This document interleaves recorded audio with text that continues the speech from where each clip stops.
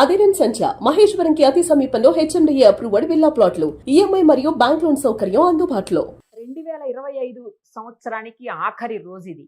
ఇక బులియన్ మార్కెట్లో ట్రేడింగ్ ఎలా జరిగింది అనేది పక్కన పెడితే ఈ సంవత్సరం మొత్తంలో కూడా పసిడి విపరీతంగా పెరిగిపోతూనే ఉంది. నెక్స్ట్ ఇయర్ అంటే కొత్త సంవత్సరంలో ఎలా ఉండబోతోంది? తగ్గుతాయా ఏమన్నా? ఇంకా అలాగే పైకి పైకి పెరుగుతూ పోతాయా? ఇవన్నీ కూడా మనతో డిస్కస్ చేసేందుకు ప్రస్తుతం మనతో పాటు లైవ్ కాల్లో అందుబాటులో ఉన్నారు ప్రముఖ మార్కెట్ అనలిస్ట్ ప్రశాంత్ గారు. ఆయనతో మాట్లాడదాం. ప్రశాంత్ గారు నమస్తే అండి. నమస్తే అండి నిరుపమ గారు.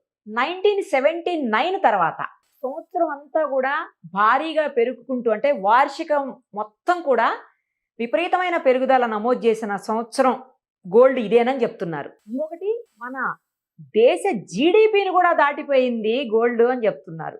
ఏంటి అసలు ఇంత ఇంత నిల్వలు పెట్టుకొని గోల్డ్ ఏం చేసుకోబోతున్నాం మనం? ఇంకా నెక్స్ట్ ఇయర్ పరిస్థితి ఏంటి? ఇంకెంత బాగా పెరుగుతుంది? లేకపోతే ఇలా ఏమన్నా కంటిన్యూ అవుతుందా? కొంతకాలం ఏమన్నా స్టేబుల్ గా ఉండే అవకాశం ఉంటుందా? చెప్పండి.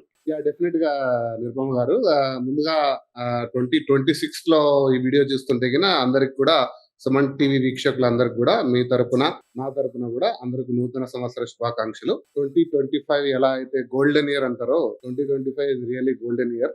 2026 కూడా అన్డౌటెడ్ గా is going to be another golden and silver year. So అందరికి కూడా బెస్ట్ విషెస్ నా తరపున. కమింగ్ టు ద పాయింట్, నేను ఇందాకే డేటా చూస్తున్నాను. 82,000 తో మొదలైంది జనవరి 1, 2025. ఈ రోజు మనము ఈ కాల్ చేసే టైంకి December 31 చూస్తే 1,39,000తో ముగింపు వచ్చిందండి. సో మీరు మార్కెట్ లో ఎటువంటి సేఫెస్ట్ ఇన్వెస్ట్మెంట్ లో మీరు పెట్టినా, అది ఏ రంగంలో అయినా కూడా, ఎఫ్డీ రూపంలో, షేర్ మార్కెట్ లో కూడా మీకు ఇంత మొత్తం రిటర్న్ అంటే దాదాపుగా మనకు 80% అంటే నియర్ అబౌట్ డబుల్ అనుకోండి. 80 నుంచి 1,40,000 అంటే అబౌట్ 80% రిటర్న్స్ అనేవి అన్బిలీవబుల్. అందుకోసమే నేను అన్నాను దీన్ని గోల్డెన్ ఇయర్. 2025 అనేది గోల్డెన్ ఇయర్. సో 2026 అయితే దానికి భిన్నంగా ఏమి ఉండదండి. అంటే నేను స్పెక్యులేట్ చేయను, నేను ముందే ఎప్పుడు చెప్తుంటాను ఇది. You know it's your discretion. అంటే ఇన్ఫర్మేషన్ ఎందుకు పెరుగుతుంది అనేది మనం ఎప్పుడు అనలైజ్ చేస్తాము, ఎలా ఉండబోతుంది అనేది చేయగలం, కానీ ఎవరు కూడా స్పెక్యులేట్ చేయలేము. మరి ఒక 70-80% వస్తుందనే అంచనాతోటి మనం వెళ్ళలేం. కానీ స్థిరంగా డెఫినెట్ గా 2026 కూడా అబౌవ్ 20-25% రిటర్న్ ఇచ్చే సాధనంగా ఉంటుందని నేనే కాదు, ఐ థింక్ రీసెంట్ గా గోల్డ్మాన్ సాక్స్ వారు కూడా they are predicting. Ounce dollar అనేది ఇట్ కుడ్ బి అరౌండ్ 5,500 వరకు వెళ్ళొచ్చు 2026 లో. ఔన్స్ అంటే రఫ్లీ అబౌట్ 27 గ్రామ్స్ ఉంటుందండి. అది $4,000 లో ప్రెడిక్ట్ చేశారు, కానీ దాన్ని బీట్ చేసి $4,600, $4,800 గా ఉంది ఇప్పుడు ఒక ఔన్స్. అది అరౌండ్ 5,500 అంటే నియర్ అబౌట్ 20% to 25% రిటర్న్ ఖచ్చితంగా వస్తుంది 26 లో. ఎందుకంటే ఏదైతే అన్సర్టనిటీ ఉందో ప్రపంచంలో, 2025 ఒక పెద్ద అన్సర్టనిటీ వచ్చిందండి ప్రపంచానికి. ట్రంప్ ప్రభుత్వం రావడంతో, అమెరికా ఆర్థిక విధానాలతో, ఇటువంటి కూడా ఏ దేశం గాని వాణిజ్యం చేసే అమెరికాతో గాని దేశాల మధ్య వాణిజ్యంలో కూడా ఏ రకంగా కూడా హెల్తీగా లేదు. ప్రతి ఒక్కటి అన్సర్టనిటీగా ఉంది. దీనికి తోడు యుద్ధ వాతావరణం, దేశాల మధ్య కాన్ఫ్లిక్ట్స్, వీటన్నిటి తోడు డాలర్ పైన కొంచెం నమ్మకం సన్నగిలుతుంది. తర్వాత అన్నిటికంటే ముఖ్యంగా డాలర్ ని వెపనైజ్ చేయడం అమెరికా ఏ దేశాలకు కూడా నచ్చట్లేదండి. వారు ఎవరైతే డాలర్స్ లో సేవ్ చేసుకున్నారో వాటి అసెట్స్ ఫ్రీజ్ చేయడము, వాటి మీద ఆంక్షలు విధించడముతో వారి సేవింగ్స్ ఏదైతే ఉన్నాయో foreign exchange reserves, central banks విరివిగా దాన్ని డాలర్స్ ని ఆఫ్లోడ్ చేసుకుని గోల్డ్ ని తీసుకోవడం స్టార్ట్ చేసి, మన దేశం కూడా ఇయర్ 50 టన్స్ కొన్నారు. చైనా కొంటుంది, జపాన్ కొంటుంది, జర్మనీ, రష్యా అందరు కూడా డాలర్స్ తగ్గించుకుంటూ ఎన్ని కారణాల రీత్యా global geo political tensions, global economic uncertainty, okay, weaponising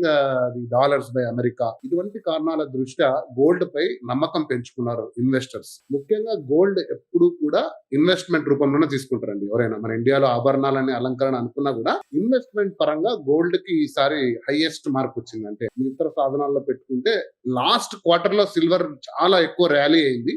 నేను మరొక వీడియోలో చెప్తాను సిల్వర్ గురించి. బట్ గోల్డ్ అయితే అన్బిలీవబుల్ రిటర్న్. డెఫినెట్ గా 2026 పాజిటివ్ గా ఉండబోతుంది. అండ్ మరొకసారి చెప్తున్నానండి, ఎప్పుడు కూడా మీరు లాంగ్ హొరైజన్ లో తీసుకోండి ఇన్వెస్ట్మెంట్ ని. ఈ నెల 1,00,000 తీసుకొని నెక్స్ట్ నెల 2 lakhs అమ్మేద్దాము లాంటి ఏమంటారు స్పెక్యులేషన్ లేదా షార్ట్ టర్మ్ సెల్లింగ్ బిజినెస్ అయితే మీరు గోల్డ్ లాంటి సాధనాల్లోకి రావద్దండి. సిప్ విధానంలో అంతకంతా కొంచెంగా తీసుకొని ఒక లాంగ్ టర్మ్ పెట్టుబడి కింద గోల్డ్ చూస్తే మీకు 5 years స్పాన్ లో డెఫినెట్ గా మీకున్న అన్ని అసెట్స్ కంటే కూడా గోల్డ్ డెఫినెట్ గా మంచి రిటర్న్ ఇచ్చే అవకాశం. ఏంటంటే ఇండియాలో ఏకంగా 880 టన్నులు బంగారం ఉందండి. టన్నులు బంగారం కొనుక్కొని పెట్టుకొని ఏం చేసుకోబోతున్నాం మనం? అది కేవలం మన సెంట్రల్ బ్యాంక్ అండి. అంటే మన reserve bank foreign exchange reserves మన వచ్చేసి అరౌండ్ 600 బిలియన్ ఉంటుంది. దాంట్లో అబౌట్ 50 బిలియన్ అంటే ఒక 10 to 11% గోల్డ్ రూపంలో ఉంది. మిగతా కరెన్సీస్ ఉంటాయి, డాలర్స్ కానీ పౌండ్స్ కానీ. ఇది మన ఫారిన్ ఎక్స్చేంజ్ రిజర్వ్స్. ఇండియాలో రీటైల్, ఓన్లీ రీటైల్ అంటే మీలాంటి వాళ్ళు నాలాంటి వాళ్ళ దగ్గర ఇళ్లలో సాధారణంగా 20,000 టన్స్ కంటే ఎక్కువ గోల్డ్ ఉందండి ప్రజల దగ్గర. ఆ గోల్డ్ రిజర్వ్స్ ఇంకా పెరుగుతూ పోతున్నాయి. అంటే ఇది సో ఇది నేను చెప్పింది ఇప్పుడు రికార్డు ప్రకారం అనుకుంటా, మీరు చెప్పేది రికార్డులో లేనిది. సో దాదాపుగా థౌజండ్స్ ఆఫ్ టన్స్ గోల్డ్ ఉందండి ఇండియన్స్ Okay. దగ్గర. చాలా గోల్డ్ ఉంది. ఆ మోజు ఇంకా తరగలేదు. అది ఎంత పెరుగుతున్నా అవును, దాని మీద మోజు అనేది తగ్గట్లేదు. Correct అది. బంగారం మీద ఎప్పటికీ తగ్గదండి. డెఫినెట్ గా.